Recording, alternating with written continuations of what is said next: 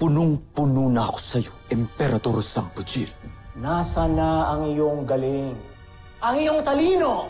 Ang iyong tapang? Bakit ka nabigo? Isa kang malaking katatawanan, Zardos. Pero sige, pagbibigyan kita.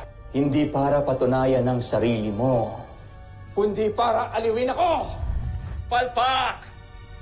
Palpak kayong lahat! Lalong-lalo ka na, Zardos. Ihanda ko ng papalit sa'yo!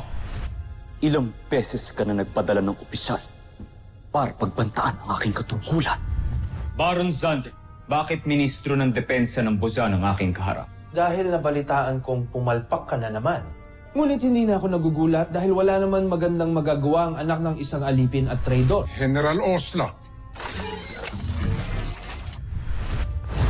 Kontesa Zaki?